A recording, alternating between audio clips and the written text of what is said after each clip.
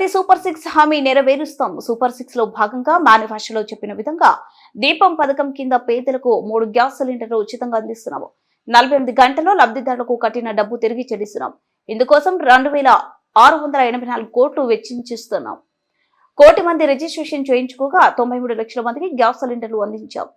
సమైక్యాంధ్రలో నేను దీపం పథకం తెచ్చాను. ఆడబిడ్డలకు ఇబ్బంది లేకుండా వంట గ్యాస్ ఇస్తున్నాం. ముఖ్యమంత్రి నారా చంద్రబాబు నాయుడు 3 ఉచిత గ్యాస్ సిలిండర్లు ఇస్తామని హామీ ఇచ్చాం.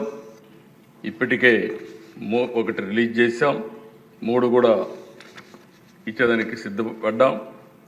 ఈరోజు మీరు చూస్తే 48 అవర్స్లో వాళ్ళు కట్టిన తర్వాత తిరిగి వాళ్ళకి డబ్బులన్నీ కూడా రీపే చేస్తున్నాం.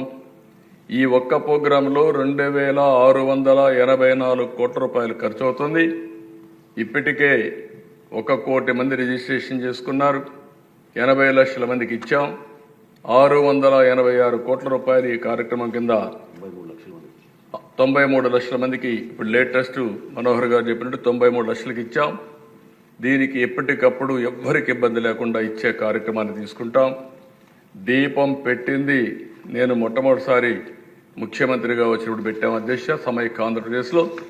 ఈరోజు మళ్ళీ గర్వంగా ఫీల్ అవుతున్నాం.